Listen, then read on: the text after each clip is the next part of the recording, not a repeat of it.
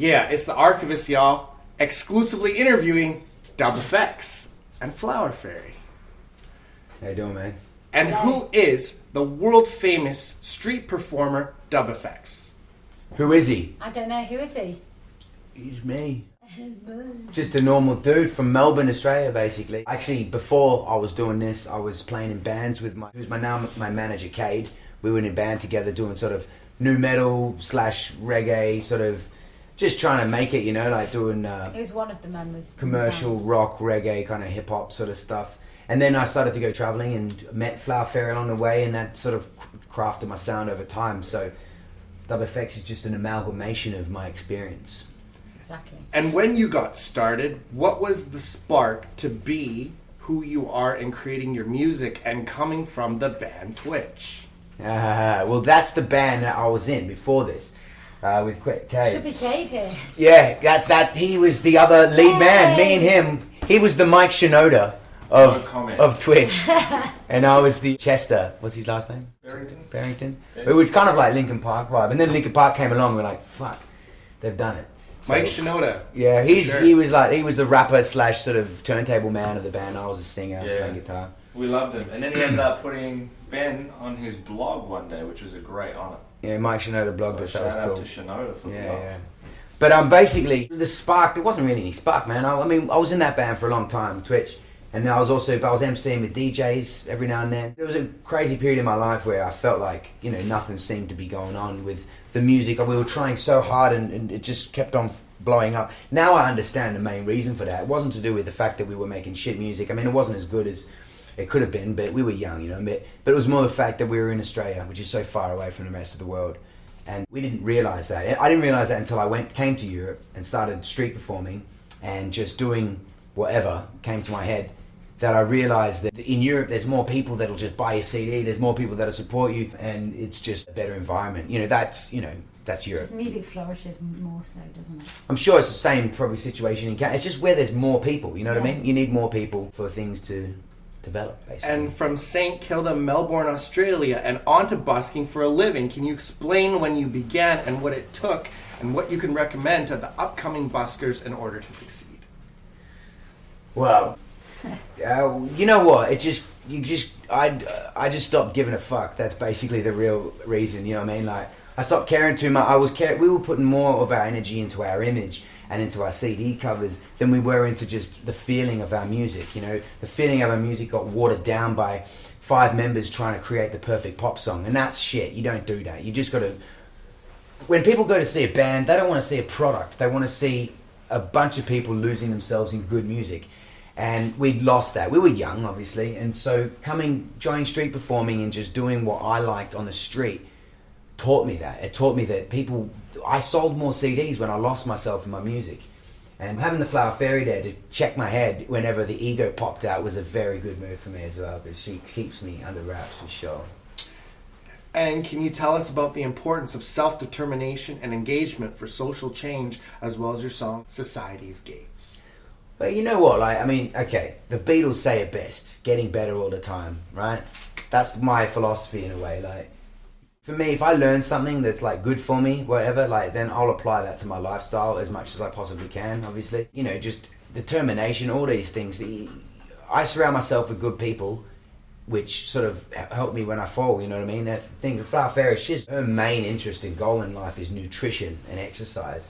If I didn't have her in my life, I'd be a fat pig, you know, munching all kinds of drugs. But I don't, because I've got someone there who, you know, to sort of sort my head out, basically. But, you know, like, at the end of the day, I mean, people can do whatever the fuck they want. That's my opinion. What I do is I try to just be the best person I can possibly be all the time. You know, I think at the end of the day, if everyone tried, I think a lot of people get lost and carried away in the moment, as I do as well. But, you know, I think more people should care more about the way they feel about themselves and stuff.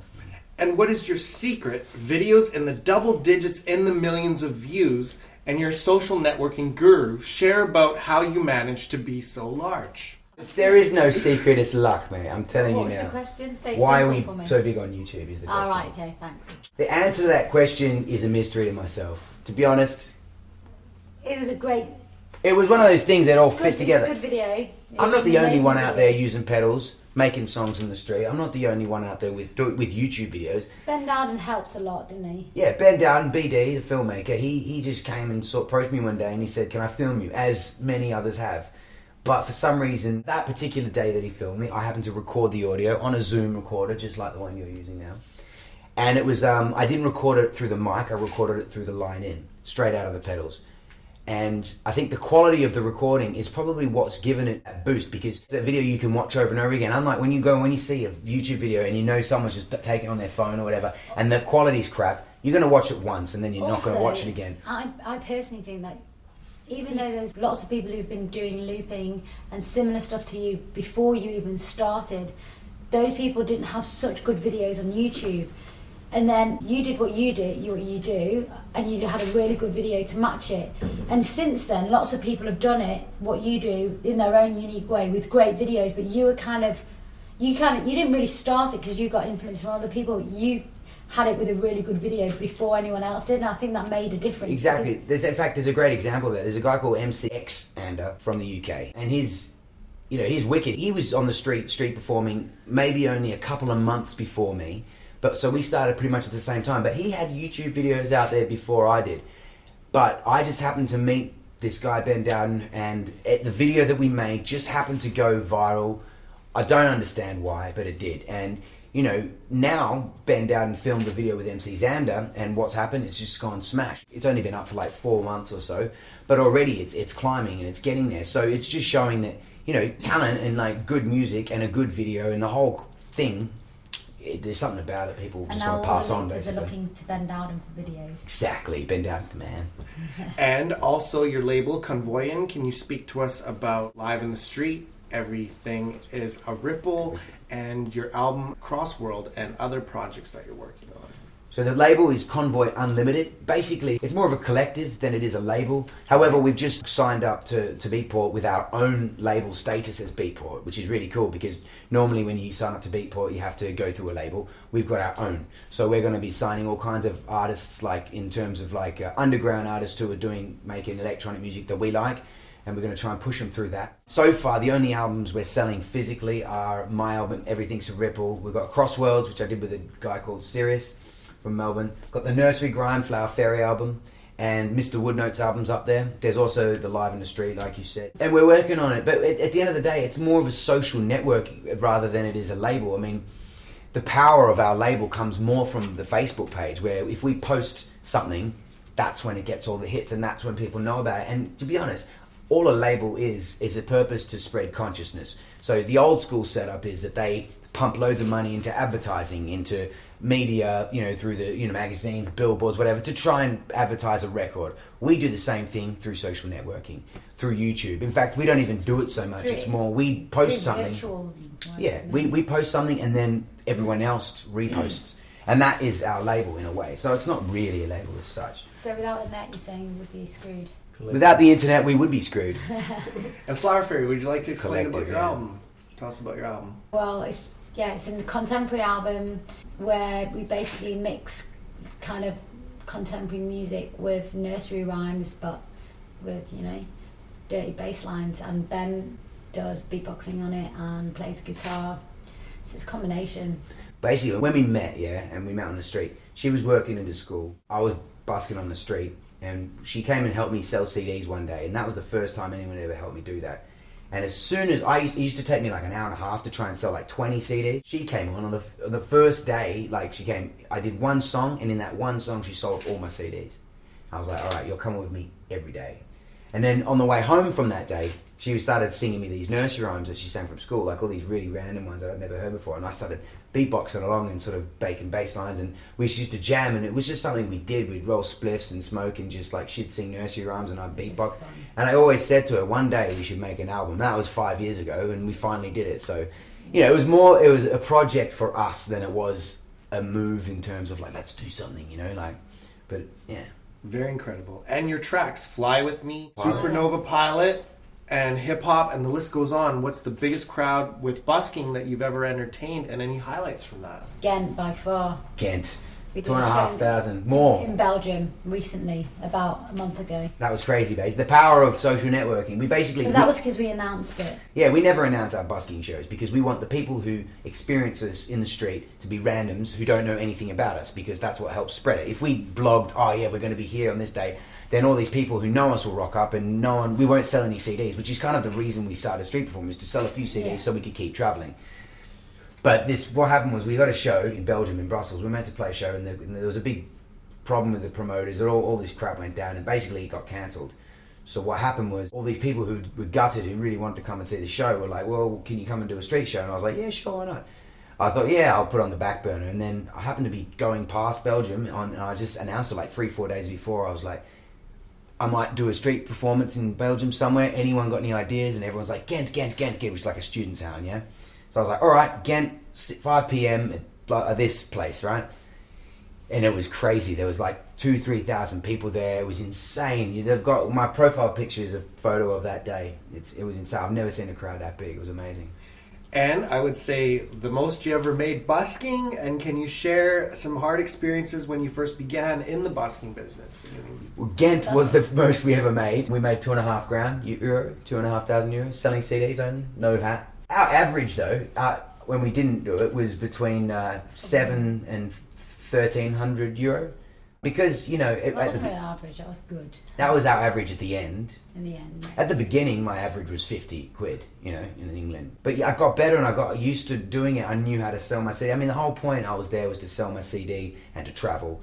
The music was almost secondary. I didn't really care about what the music was. I was just doing what came to me in that moment, which is why that whole thing about losing myself set in. I wasn't trying to do something that I thought would be sellable. I was just like, I'm just gonna make music and sell a CD, whatever. And your worst experience? My worst in a nutshell was what?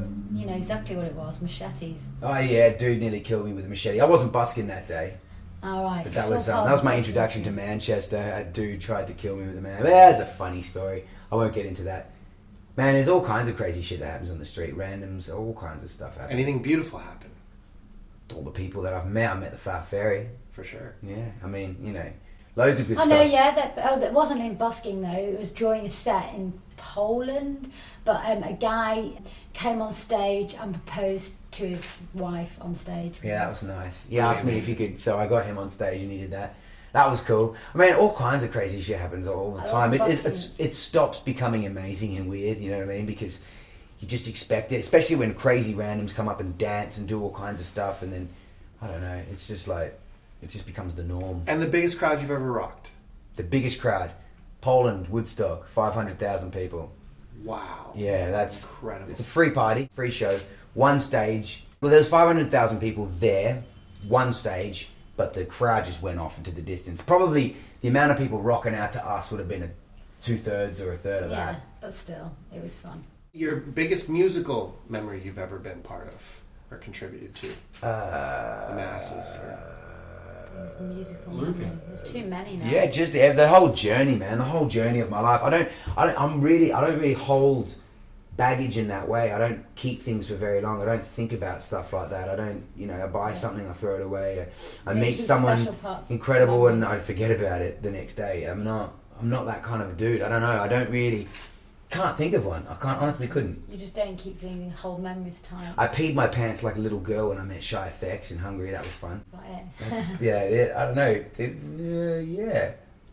You know what's going to be cool is I'm going to be meeting Charlie Schooner in a few weeks. So amazing. And hopefully we're going to be able to do a tune. So that will be a monumental hip hop moment. Yes, that is. And do you have anything to say to your fans around the world, or anything that they don't know about Dub FX? They should already know everything because. Paul's very silly faces. Yeah, you want to see the Joker face? There you go. Very nice. And you have any shouts? Shout outs. Shouts to. Well, shout out to all the people who are going to come and watch our shows all around Canada. Big up yourselves for coming and watching us and supporting us. We love you. Yeah, that's definitely a shout out to all them people because we've never been here before and it seems like we've got a bit of a crowd here, so it's going to be wicked. So yeah. For sure. And thanks to Shaw DJs, and this is the Archivest, and you already know the name, y'all. Check it.